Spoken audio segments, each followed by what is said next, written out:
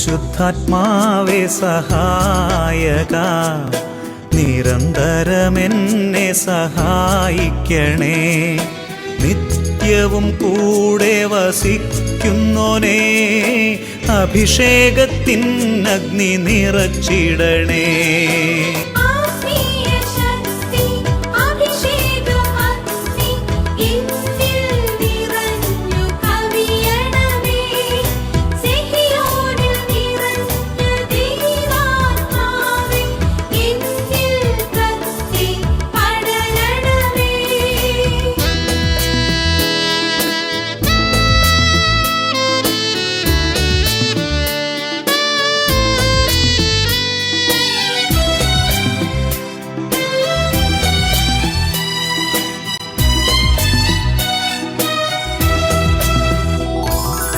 എന്നുള്ളിൽ നിറയുന്ന ദൈവിക ശക്തി ലൗകിക ശക്തിയെ തകർത്തിടുന്നു.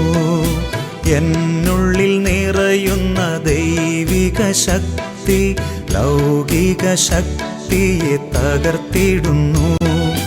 പാപനീതി ന്യായ ബോധ്യങ്ങൾ ഹൃത്തിൽ നിറച്ചെന്നെ അഭിഷേചിക്കൂ.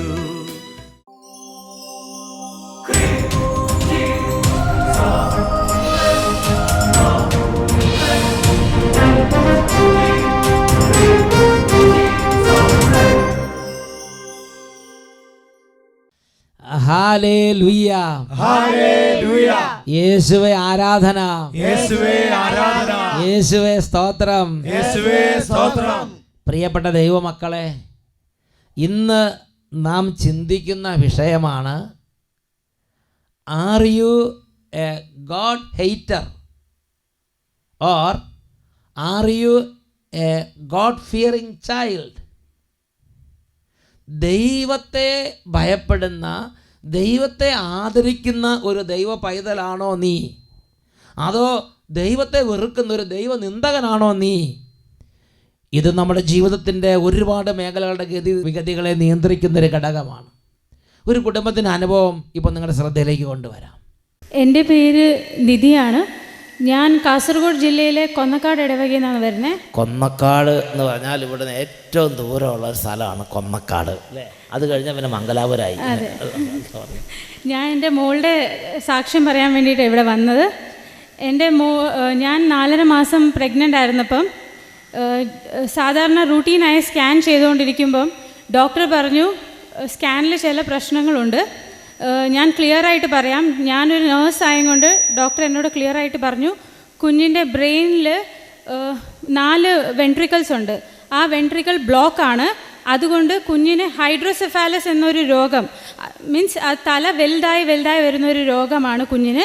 അതുകൊണ്ട് നിങ്ങൾ എത്രയും പെട്ടെന്ന് ആ കുഞ്ഞിനെ അബോർഷൻ ചെയ്യാനാണ് ഡോക്ടർ ഞങ്ങളെ നിർദ്ദേശിച്ചത്. അപ്പം ഞങ്ങൾ ഭയങ്കര ടെൻഷനും സ്ട്രെസ്സിലും ആയി. ബിക്കോസ് ഞങ്ങളുടെ ആദ്യത്തെ കുഞ്ഞുമായിരുന്നു, അതിനെ കളയാൻ ഞങ്ങൾക്ക് യാതൊരു താല്പര്യവും ഇല്ലായിരുന്നു. അപ്പം ഞങ്ങൾ വേറെ പല ഡോക്ടറുകളുടെ അടുത്ത് പോയി. എല്ലാവരും ഈ അഭിപ്രായം തന്നെയാണ് ഞങ്ങളോട് പറഞ്ഞത്. കുഞ്ഞിൻ്റെ തല ഇവർ സാധിക്കുന്നിടത്തോളം മെഡിക്കൽ ഒപ്പീനിയൻ എടുത്തു, എല്ലാവരും ഇത് തന്നെ പറഞ്ഞു. അതുകൊണ്ട് ഇവരുടെ ഹൃദയം ഭയങ്കര വിഷമത്തിലായി. ഞാൻ ഒത്തിരി വിഷമിച്ചു, ഒത്തിരി കരഞ്ഞ് പ്രാർത്ഥിച്ചു. ദൈവമേ, എനിക്ക് എന്താ ഈ അവസ്ഥ വന്നതെന്ന് ഓർത്ത് ഒത്തിരി വിഷമിച്ച് പ്രാർത്ഥിച്ചു. ഡോക്ടേഴ്സ് ലാസ്റ്റിൽ ഡോക്ടർ പറഞ്ഞു, ഇനിയും നിങ്ങളിത് അബോർഷൻ ചെയ്തില്ലെങ്കിൽ അത് നിങ്ങൾക്ക് പ്രശ്നമാവും. നിങ്ങൾക്ക് പിന്നെ നോർമൽ ഡെലിവറി ആയിട്ട് അബോർഷൻ ചെയ്യാൻ പറ്റത്തില്ല, പിന്നെ സിസേറിയൻ ചെയ്യേണ്ടി വരും. എന്തുകൊണ്ട് കുഞ്ഞിൻ്റെ തല ദിവസവും അത്രയും വലുതായിരിക്കുക. കുഞ്ഞിൻ്റെ തല വലുതായി വന്നുകൊണ്ടിരിക്കുകയാണ്. ഇനി പ്രസവിക്കാൻ പോലും പറ്റാത്ത സ്ഥിതിയാവുമെന്ന് പറഞ്ഞ് അയ്യോ പേടിപ്പിക്കുക. എന്നിട്ട് എന്നോട് പറഞ്ഞു അതൊരു മന്ദബുദ്ധി കൊച്ചായിട്ടായിരിക്കും ജനിക്കുന്നത്, ജീവിതകാലം മൊത്തം ബെഡേ കിടക്കേണ്ടി വരും, കണ്ണ് കാണത്തില്ല, ചെവി കേൾക്കത്തില്ല, നീ ഒരു നേഴ്സല്ലേ, നിനക്കെല്ലാം മനസ്സിലാവുമല്ലോ, എന്തിനാ ഈ റിസ്ക് എടുക്കുന്നതെന്ന് പറഞ്ഞ് അവരെന്നോട് ഒത്തിരി പറഞ്ഞു. പക്ഷേ ഞങ്ങളിത് കളയാൻ ഞങ്ങളുടെ മനസ്സ് സമ്മതിച്ചു. ഡോക്ടർമാർ എന്ത് പറഞ്ഞാലും വിശ്വാസത്തിൻ്റെ ശക്തി ഉള്ളിൽ നിൽക്കുകയാണ്. കുഞ്ഞിനെ കൊല്ലാൻ സമ്മതിക്കില്ല, അബോർഷൻ ചെയ്യാൻ സമ്മതിക്കില്ല.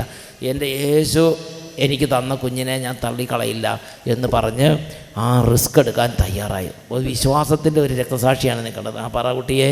പിന്നെ എൻ്റെ ഹസ്ബൻഡ് മമ്മി എനിക്ക് രോഗികളുടെ നാഥൻ എന്ന പുസ്തകം തന്നെ ഒത്തിരി പുസ്തകങ്ങൾ പ്രാർത്ഥിക്കാനൊക്കെ തന്നായിരുന്നു.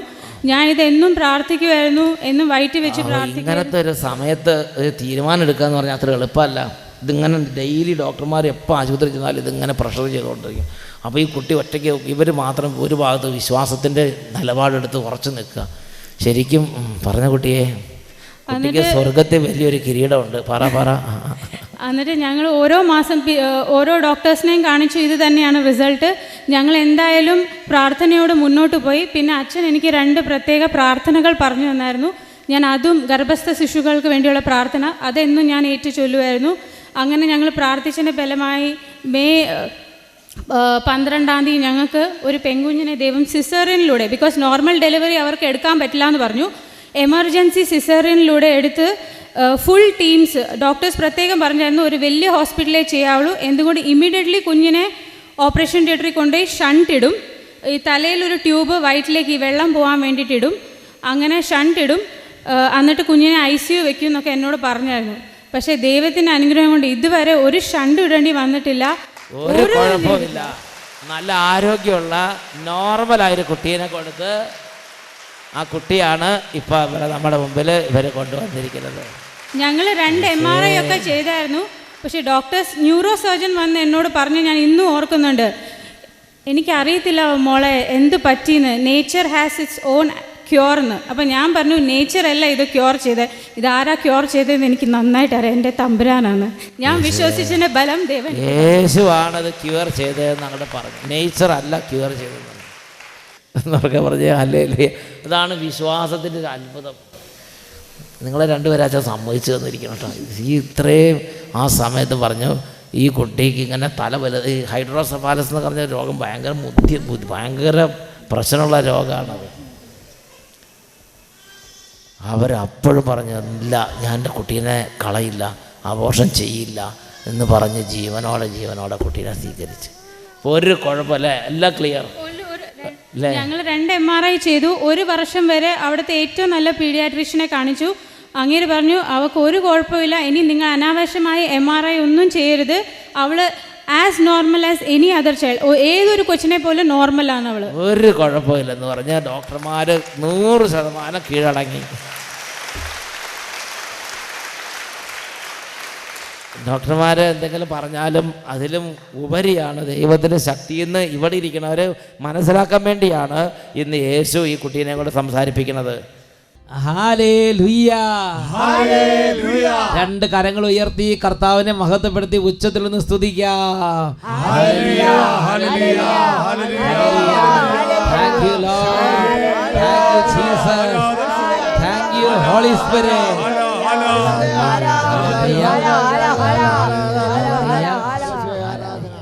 ഉച്ചത്തിൽ പറഞ്ഞേ hallelujah, hallelujah, praise the Lord, praise the Lord. ഈ ഒരു കുടുംബത്തിൻ്റെ അനുഭവത്തിൽ നിങ്ങൾ ശ്രദ്ധിച്ചോ?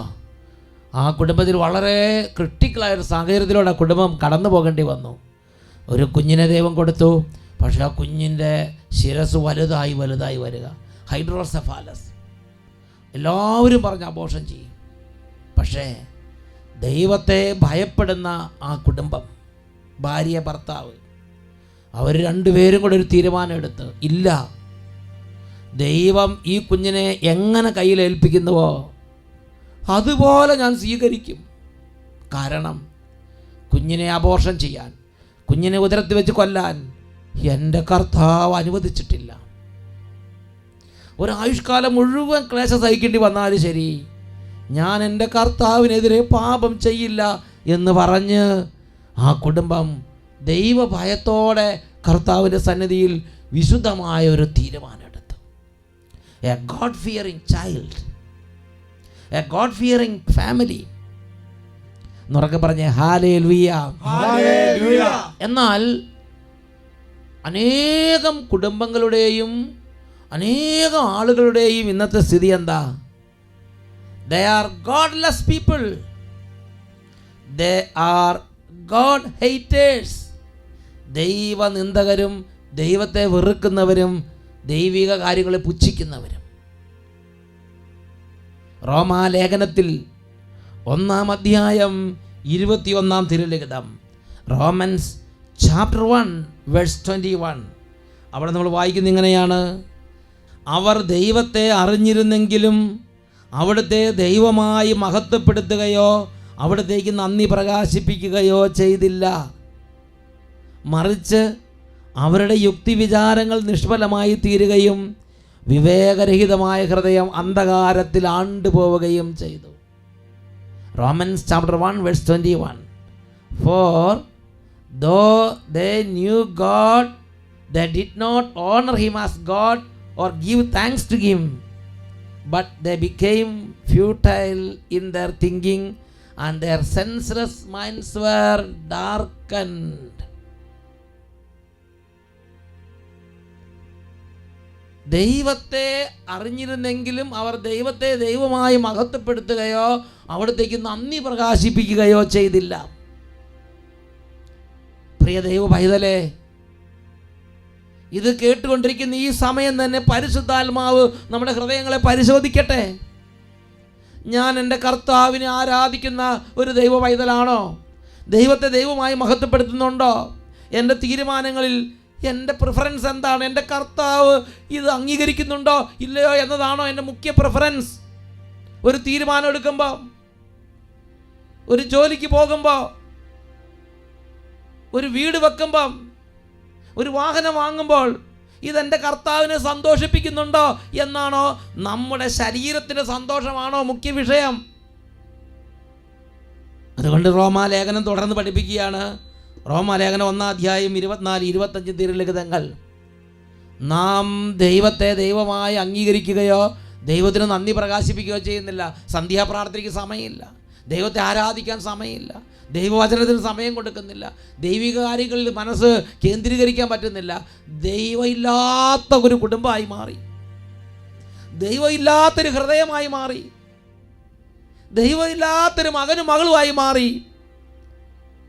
അതുകൊണ്ട് നമ്മുടെ ജീവിതം വളരെ വളരെ ഹോപ്പ്ലെസ് ആയ ചില സാഹചര്യങ്ങളിലേക്ക് നീക്കം ചെയ്യപ്പെട്ടു, നീങ്ങി എന്നുള്ളൊരു സത്യം തന്നെയാണ് സഹോദരങ്ങളെ. റോമാലേഖനം 1-ാം 24-25 അന്വർത്ഥമായോ എന്ന് പരിശോധിക്കണം. അതുകൊണ്ട് ദൈവം അവരെ തങ്ങളുടെ ഭോഗാസക്തികളോടുകൂടെ ശരീരങ്ങൾ പരസ്പരം അപമാനിതമാകുന്നതിന് അശുദ്ധിക്ക് വിട്ടുകൊടുത്തു. എന്തെന്നാൽ അവർ ദൈവത്തിൻ്റെ സത്യം ഉപേക്ഷിച്ച് വ്യാജം സ്വീകരിച്ചു. അവർ സൃഷ്ടാവിലുപരി സൃഷ്ടിയെ ആരാധിക്കുകയും സേവിക്കുകയും ചെയ്തു. Therefore God gave them up in the lust of their hearts to impurity. അശുദ്ധി അങ്ങോട്ട് കട്ട പിടിച്ച്, lust of flesh, lust of eyes, ശരീരത്തിന് സെൻഷ്വൽ പ്ലഷേഴ്സിന് വേണ്ടി ജീവിക്കുന്നവരായി ഞാനും നിങ്ങളും മാറി. എൻ്റെ നിങ്ങളുടെ കുടുംബത്തിലുള്ള കുടുംബാംഗങ്ങളുടെ ഒരു വലിയ പ്രിഫറൻസ്, പ്രയോറിറ്റി സെൻഷ്വൽ പ്ലഷേഴ്സിന് വേണ്ടിയുള്ള മാറ്ററുകളായി മാറി.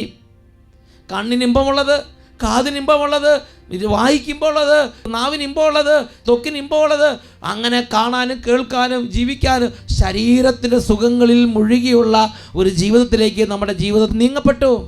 ദൈവം വിട്ടുകൊടുത്തു, അശുദ്ധിക്ക് വിട്ടുകൊടുത്തു. എൻ്റെയും നിങ്ങളുടെ ആത്മാവിൻ്റെ സ്ഥിതി, എൻ്റെയും നിങ്ങളുടെ ശരീരത്തിൻ്റെ സ്ഥിതി, കുടുംബത്തിൻ്റെ സ്ഥിതി, പ്രിയ ദൈവ പൈതലേ, ഈ ഒരു വചനത്തിലൂടെ കടന്നു പോകുമ്പോൾ അവനോ പരിശോധിക്കണം. റോമാലേഖനം 1-ാം 25-ാം വാക്യം.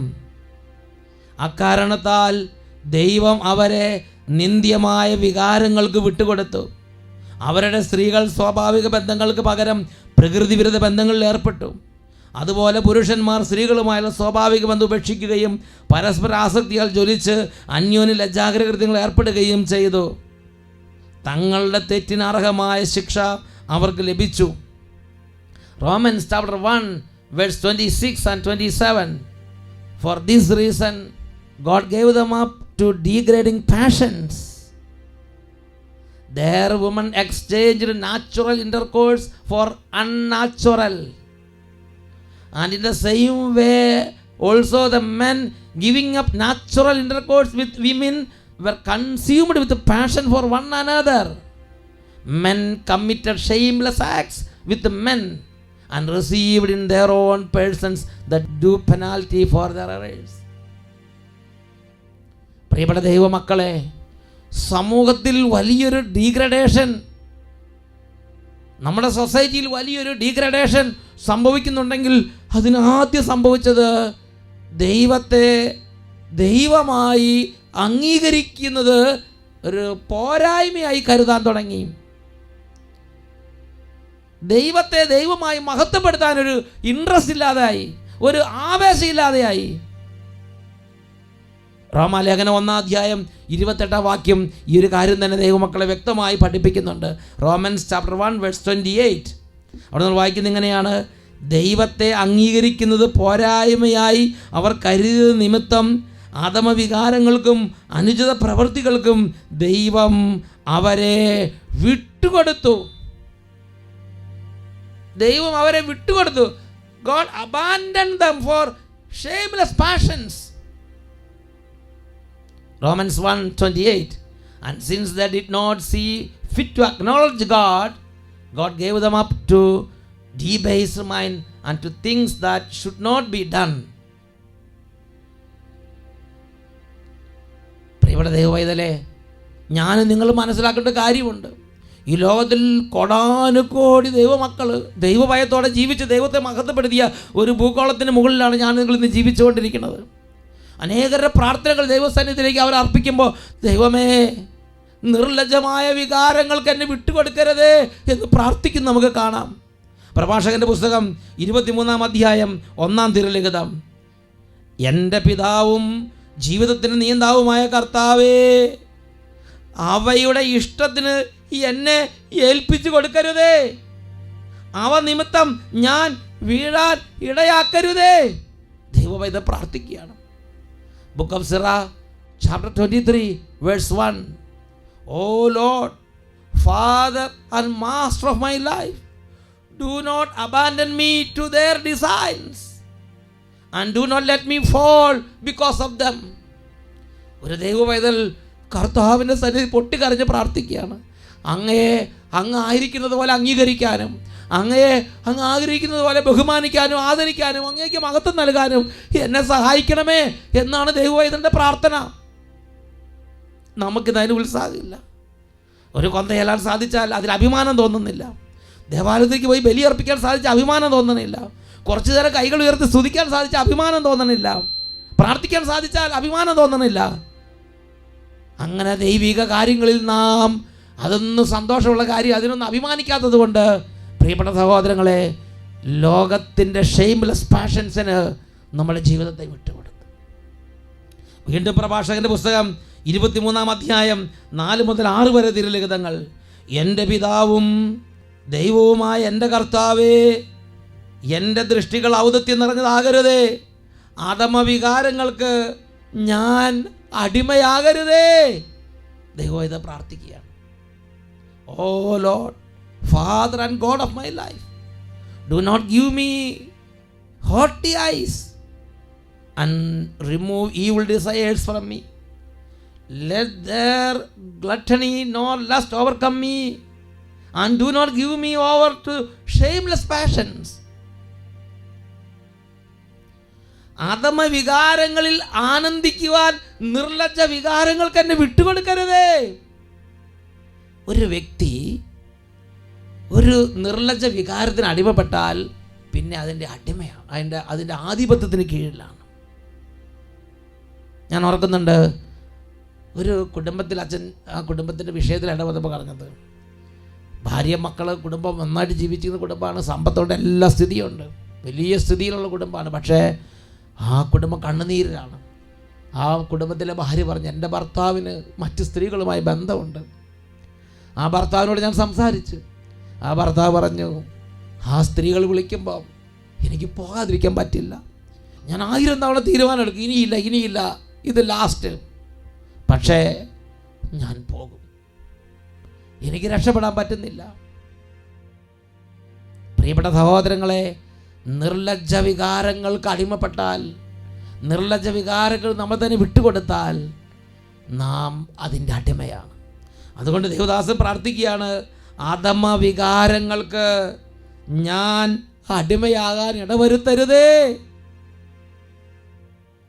പ്രഭാഷകന്റെ പുസ്തകം 23-16 വികാരം കൊണ്ട് ജ്വലിക്കുന്ന ഹൃദയം ആളുന്ന തീ പോലെയാണ്. ജീവിതം പൂർണ്ണമായി ദഹിപ്പിക്കുന്നത് വരെ അത് അടങ്ങുകയില്ല.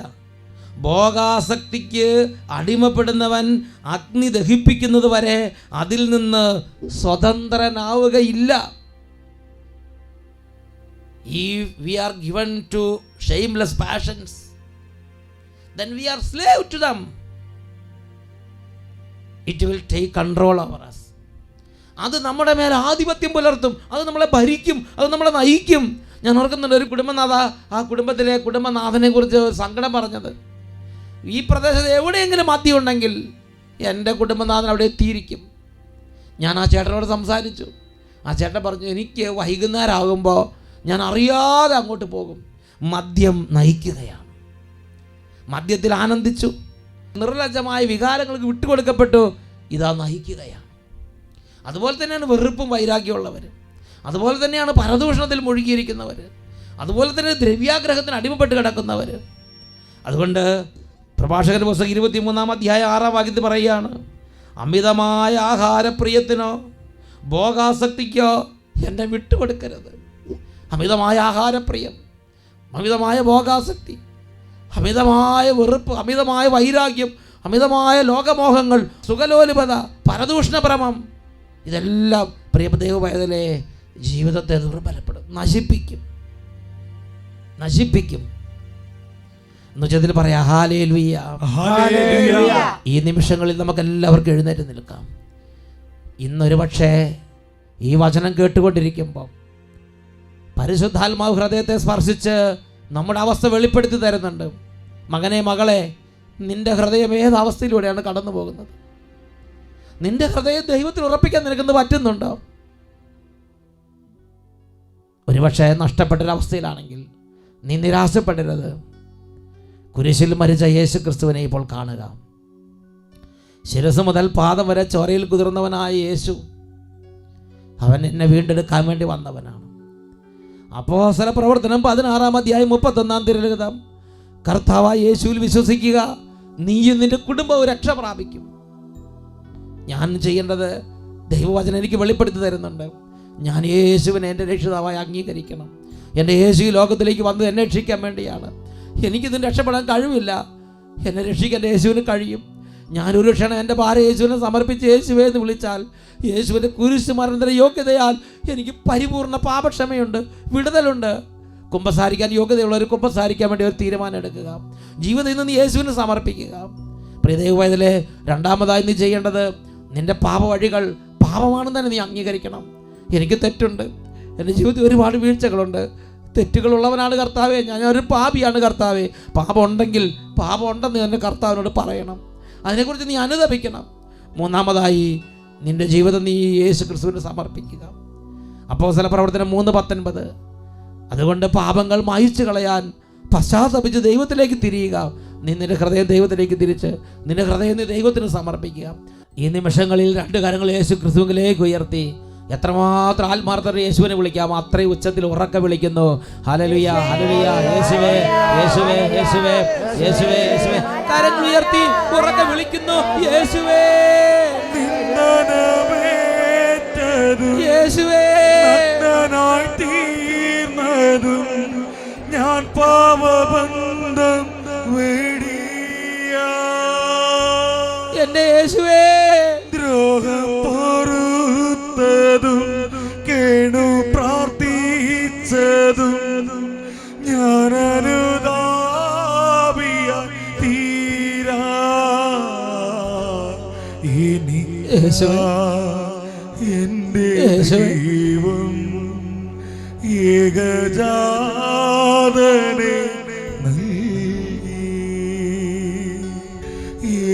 ഏകജാതനെ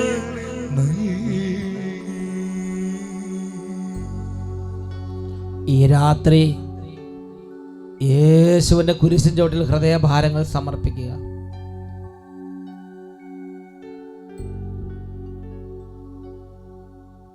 പരിശുദ്ധാത്മാവ് ഹൃദയങ്ങളെ സ്പർശിക്കുന്നു. മകനെ, മകളെ, R you a God hater or are you a God fearing child?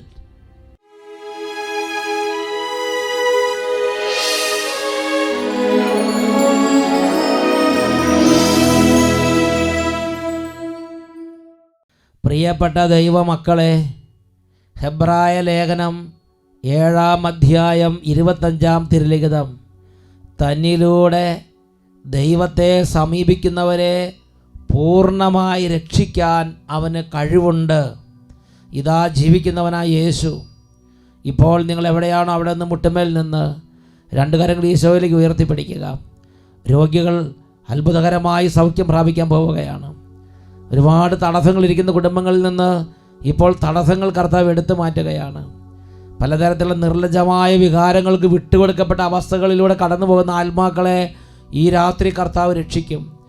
ആരൊക്കെ ഹൃദയം തുറന്ന് യേശുവിനെ വിളിക്കുന്നുവോ, ആരൊക്കെ തങ്ങളുടെ ജീവിതം യേശുവിനോട് സമർപ്പിക്കുന്നുവോ, അവരുടെ ജീവിതങ്ങളിലേക്ക് രാത്രി യേശുവിൻ്റെ കുരിശുമരണത്തിന് യോഗ്യതയുള്ള അത്ഭുതങ്ങൾ സ്വർഗം വർഷിക്കുകയാണ്. കൈകൾ ഈശോയിലേക്ക് ഉയർത്തുക. യേശുവേ യേശുവേ എന്ന് വീണ്ടും വീണ്ടും വിളിക്കുന്നു. യേശുവേ യേശുവേ യേശുവേ യേശുവേ.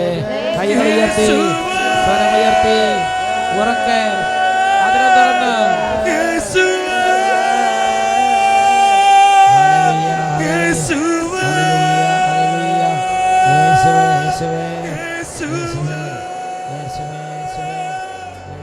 അങ്ങേക്കെന്നും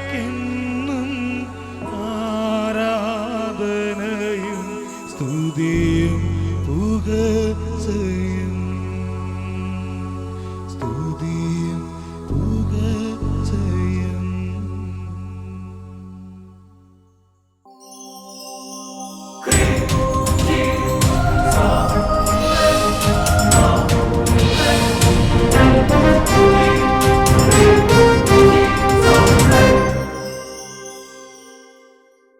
ആരാധിക്കാം ഈ ജീവിതം തന്നതിനായിരമായിരം നന്ദി കർത്താവേ. പാടി സ്തുതിക്കാം എനിക്കായുസ് നൽകി നീ കോടാനുകോടി സ്തോത്രം കർത്താവേ. എത്രത്തോളം നിന്നെ സ്തുതിച്ചാലും മതി വരുമോ, എത്ര കാലം നിന്നെ പുകഴ്ത്തിയാലും കൊതി തീരുമോ, എത്രത്തോളം നിന്നെ സ്തുതിച്ചാലും മതി വരുമോ,